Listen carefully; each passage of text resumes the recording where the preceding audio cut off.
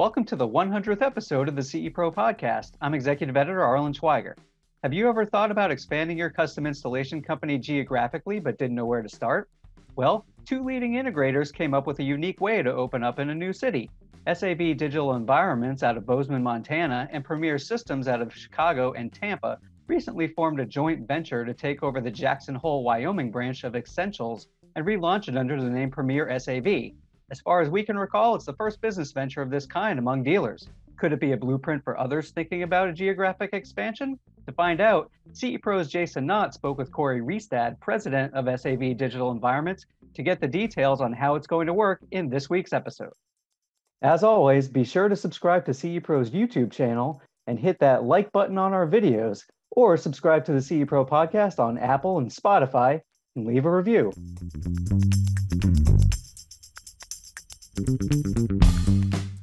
There was some interesting news in the custom installation space a few weeks ago when two of the leading companies in the space, integration companies, announced a very unique joint venture. SAV Digital Environments and Premiere Systems announced the formation of a joint venture to take over the Jackson Hole, Wyoming branch of Essentials and relaunch it under the name Premiere SAV. So as far as I can recall, in my 22 years at CE Pro, this is the first time I have heard of a unique collaboration like this amongst integrators. And the interesting part about it is it could be a blueprint for some integrators who might be thinking about, they never really realized how they might be able to expand geographically. So here to talk with me about it is Corey Riestad, president of SAV Digital Environments based in Bozeman, Montana. Hey, Corey. Hello, Jason. Thanks for joining me today. So before we jump into it, give us a quick overview of SAV Digital Environments. Sounds good. SAV is a 21-year company based out of Bozeman, Montana. We've grown from, me and another gentleman driving our vans and doing rough-ins and basic installs in the year 2000 to a company of 95 on staff today. And we're primarily based, in the Bozeman, Big Sky area. We do have a satellite operation now in the West Indies. We've just seen and have been fortunate to be part of incredible growth in this community in terms of Bozeman sort of transforming into a luxury community that needs our goods and services. Well, congratulations on that success, and obviously congratulations on this joint venture we're going to talk about. But let's first talk about how you connected with Premiere Systems. I know you both are members of an alliance called the Guild, but tell us how you connected. That's precisely how we connected. Is just through our association and affiliation with the Guild, which beyond events like this has just been a very big part of our growth and success. The Guild is one of our biggest assets, in terms of having a company and having a sense of collaboration with trusted folks in the industry. And so I attribute this to our association and friendships that we've formed through the Guild Alliance. So, and for our listeners and viewers today of the CE Pro podcast, we did an article on the Guild a few years back. So if you want to just go to cepro.com and search, and you can kind of get a sense of how the Guild Alliance works. But now let's dig into the details at hand today, the joint venture. How did this idea come up? How did it first bubble up? It was fairly sort of organic in nature. I think we were Essentials had reached out to us and Premiere independently in terms of their desire to sell that branch. And when it came up between us, and I think this was at a Guild conference actually, we were able to share that information with each other and just had an awareness that both of us have sort of, have had individual opportunities in that market, but it would be a remote opportunity for both of us.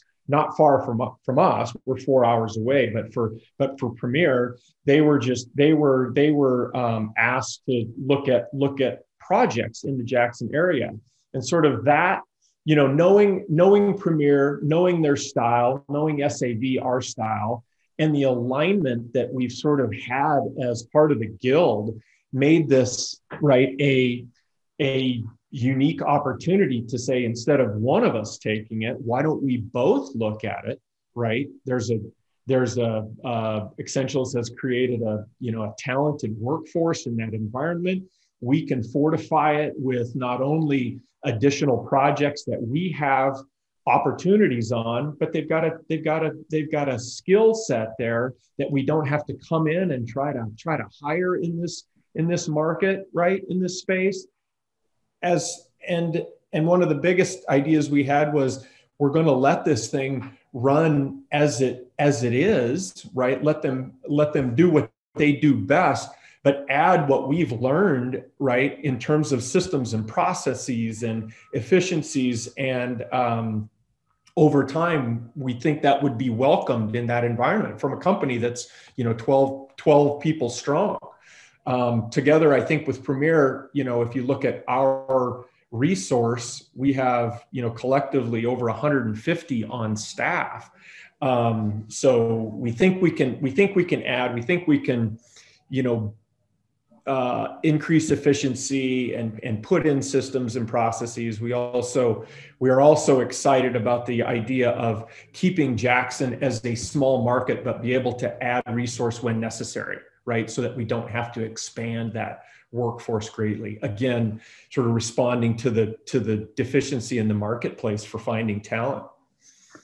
And just as background, so the listeners know, Essentials is a leading company, and they have offices in Denver and Aspen, and so Jackson Hole is one of their other locations. But going back to kind of what you talked about there has to be a synergy, right? So the market really has to fit your business model that you're bringing over from the luxury end and Bozeman, as well as Premiere's. And you saw that in the Jackson Hole, Wyoming market really fits that synergy. I mean, this probably wouldn't work if you were going to Poughkeepsie or something like that. Right. Yeah. I think Jackson is a fragmented market, right? And we believe that we're going to have some competitive advantage ultimately by having more sort of large company systems and processes in place. Not necessarily purchasing power will help, but it's more about, building a machine, right, with a small company. Small companies, as everybody wears many hats, and right, it's organized chaos. Right? at 12 people strong, and we're probably organized chaos at 90 people strong, but we do believe that we can add some efficiencies to it. So prior to this, had you been thinking about a geographic expansion, or again, you mentioned it was kind of an organic conversation, and this was the first time it really had come up? Not really. I'm not overly excited about taking over different marketplaces and being in competition with the existing, base of integrators. It's got to fit certain parameters. This one fit, number one, because it's a joint venture with an incredibly talented team, right? It fits because Essentials was a market leader, or is a market leader, right, in Jackson. And it fits because we can sort of divide the sort of the executive or the advisory or the strategic responsibilities between us. And so that's where I think we saw, this one fits. We're not looking to go to market after market. This seemed to fit in our model. And again, we've worked well together pre-purchase in terms of resource sharing, right? Idea sharing, everything we do as a company that's on the phone all the time with our, with our colleagues in the guild, and this is putting it to work. Right. So talk about some of the the challenges that you have to go through. You mentioned the staff, the talented staff that was already in place, but like-minded equipment and the serviceability, and would you be bringing together, let's say, control platforms and other things that may not have been in the base there, or was there really that synergy already taking place? We were already aligned, and I think that's the benefit of buying an integrator, right? That's been in the business for a while. I think we all start to align, right, in terms of our product matrix, right, in terms of our process and whatnot. I think there was definitely alignment there. Right. So one of the things I've heard from integrators over the years who have either moved into a new territory or acquired somebody in a different territory, that they felt like they had to have that champion. Is it a similar situation there with Essentials, and you've got some key personnel who are really running the ship, or how is the reporting going to work between the two entities of SAV and Premiere? We wouldn't have done it if we didn't have the champion in the marketplace, right? And that was key, and we have that.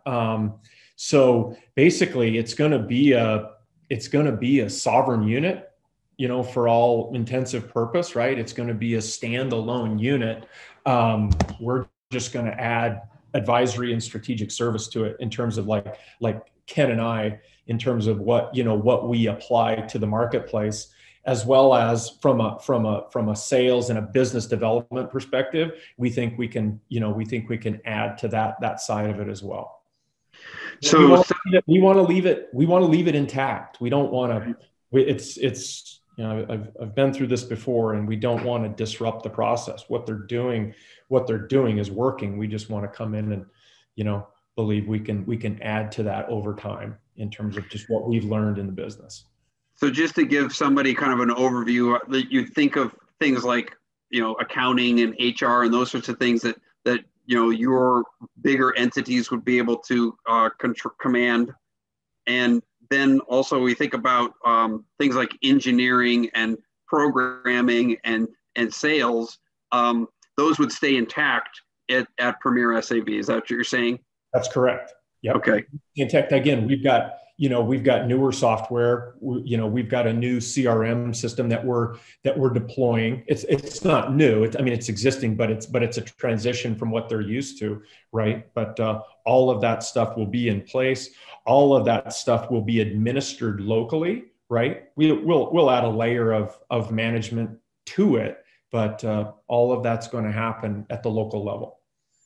So it's not alignment. We're not building racks in Bozeman and shipping them to, right? We're not shipping them to Jackson.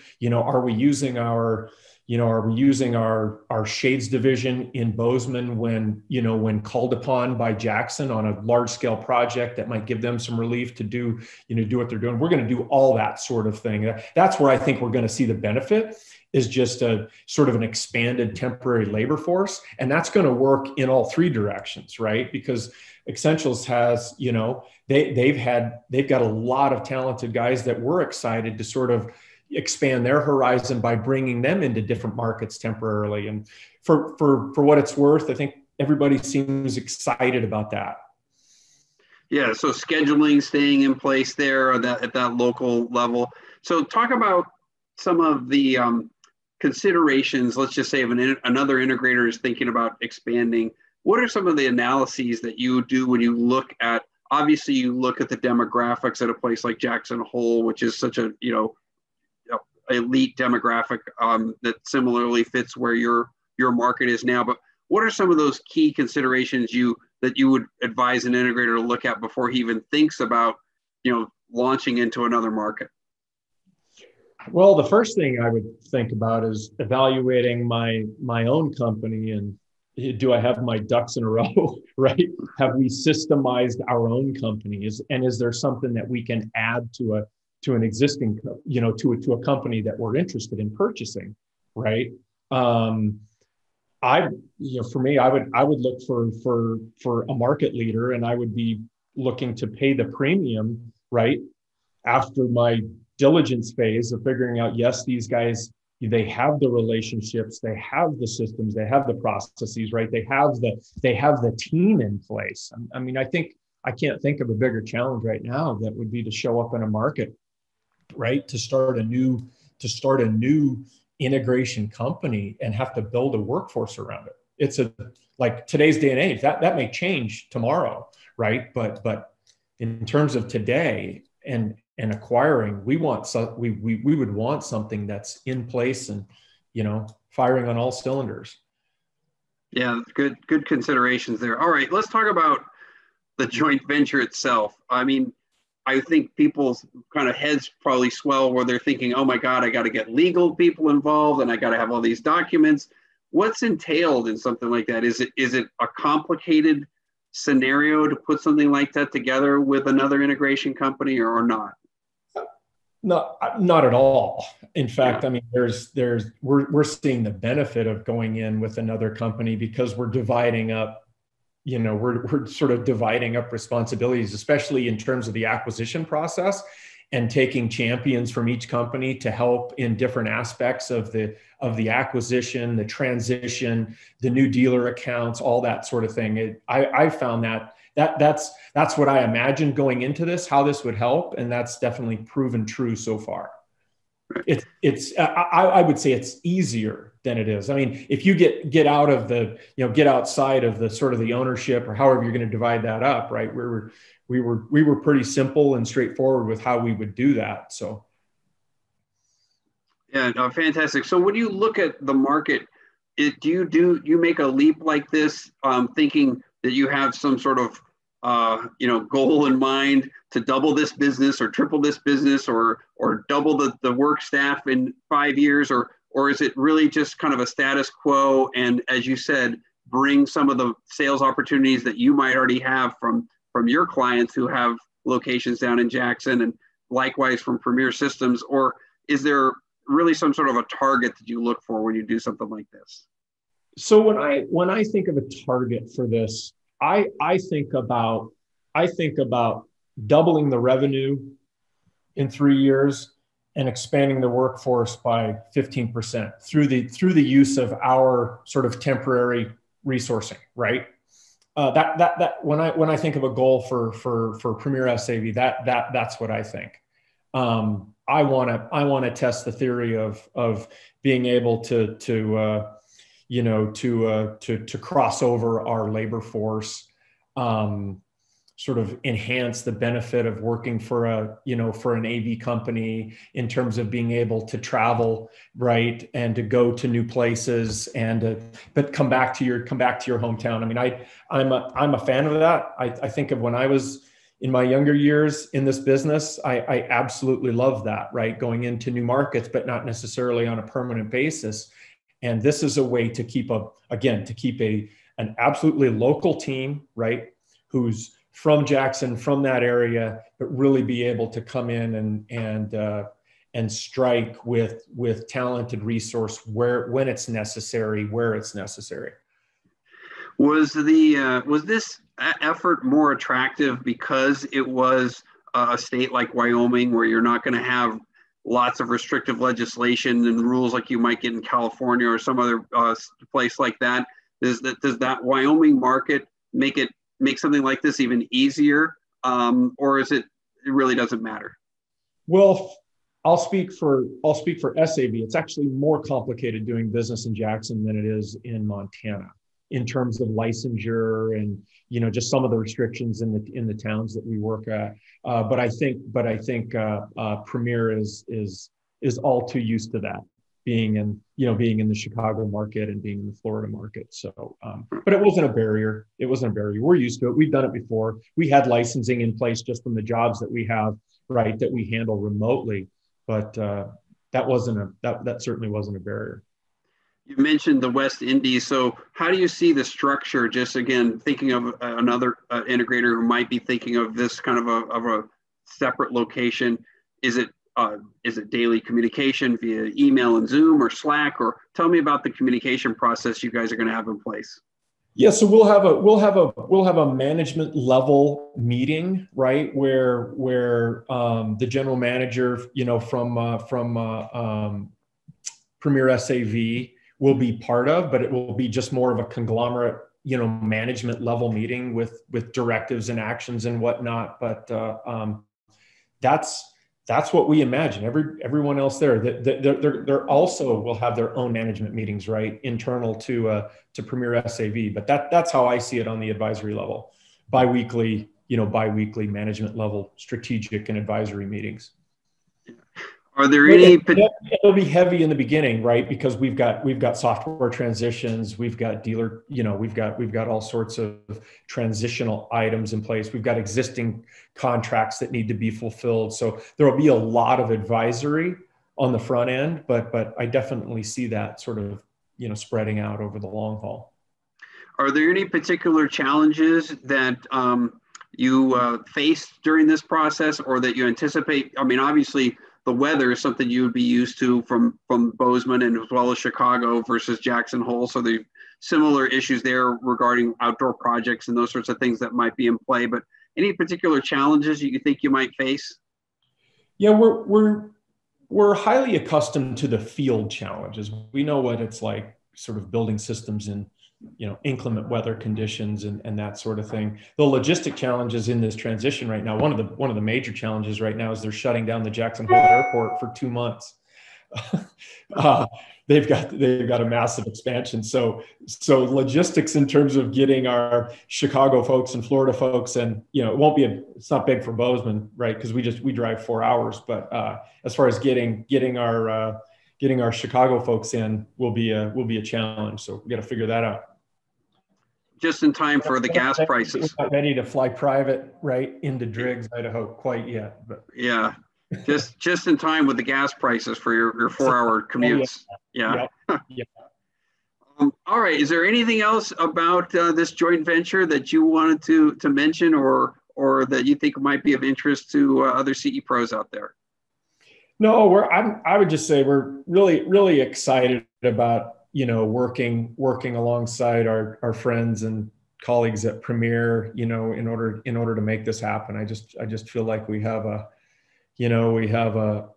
such a broad scope of talent, right, that we have access to, and we actually have, our scale is just going to allow us to bring forth resource when necessary. And that's a good feeling, right, when you're heading into a market where some of that may be required, as we get this off the ground. So working with great people, working with really, really solid people is a joy to this business. Well, congratulations again, and the entire industry will be watching, and I have no doubt that it's going to be successful. So Corey Riestad, thanks for joining CE Pro today. Thank you, Jason. Take care.